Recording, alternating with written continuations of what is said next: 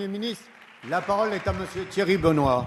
Merci, Monsieur le Président. Monsieur le ministre de l'Agriculture, avec mes collègues du groupe UDI, je souhaite vous interpeller sur la crise qui touche les filières élevage, la filière bovine, le porc ou encore le lait. Toutes les filières sont touchées aujourd'hui sans exception. Aux difficultés conjoncturelles, Monsieur le ministre, liées à l'embargo russe, viennent s'ajouter l'excessive volatilité des prix agricoles, les difficultés de relations entre les producteurs, transformateurs et distributeurs, et bien sûr la pression continue des grandes surfaces. Résultat de cette spirale négative, notre modèle agricole est aujourd'hui en grande difficulté, incapable de garantir à nos agriculteurs un revenu décent.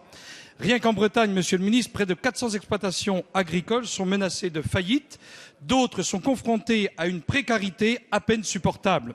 Face à cette situation, nous devons agir.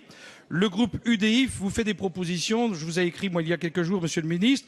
Premier enjeu, garantir aux producteurs une rémunération stable grâce à un dispositif de sécurisation des marges et une adaptation de la fiscalité agricole.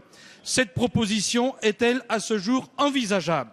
Deuxième point, lutter contre la volatilité des prix et mieux répartir les marges tout au long de la chaîne de production. Seule une nouvelle politique de la concurrence et une adaptation de la loi Galland permettra d'inverser cette tendance. Quelle est, Monsieur le ministre, votre position sur le sujet ? Enfin, le logo Viande de France que vous avez contribué à développer doit être généralisé et rendu obligatoire. La profusion des logos existants entretient aujourd'hui une véritable confusion auprès des consommateurs. Plus qu'un enjeu économique, la crise de l'élevage représente aujourd'hui un enjeu territorial pour notre pays, un enjeu de société aussi, car l'avenir de notre pays ne se construira pas sans ses agriculteurs, acteurs privilégiés de l'aménagement du territoire, du développement rural et de l'équilibre territorial. La parole est à Monsieur Stéphane Le Foll, ministre de l'Agriculture, de l'Agroalimentaire et de la Forêt. Monsieur le Président, Monsieur Thierry Benoît, vous avez évoqué la crise que rencontrent les filières animales aujourd'hui. Elle est réelle, mais c'est une crise de marché, liée à la fois à des problèmes d'offres et surtout aussi des problèmes de demande. Si je regarde par exemple la question du lait, avec des prévisions sur la demande sur le marché chinois, en tout cas pour cette année, qui sont bien en deçà de ce qui était l'ambition ou l'anticipation de ceux qui voulaient exporter sur ce marché.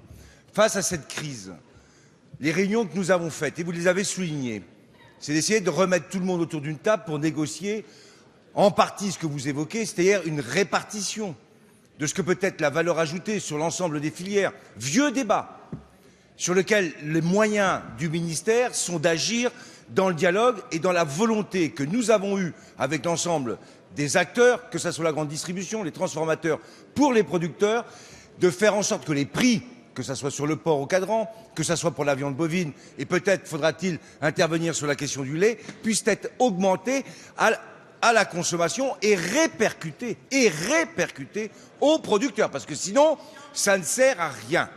Donc c'est comme ça que nous travaillons.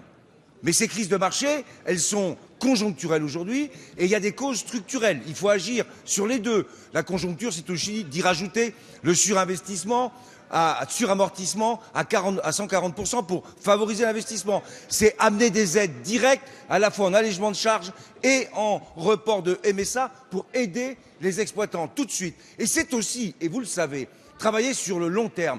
C'est tout le débat qu'on a avec la Fédération nationale porcine en particulier, ou avec la Fédération bovine, pour organiser ces filières et faire en sorte qu'on soit plus performant et sur notre marché national et à l'exportation. Merci, Monsieur le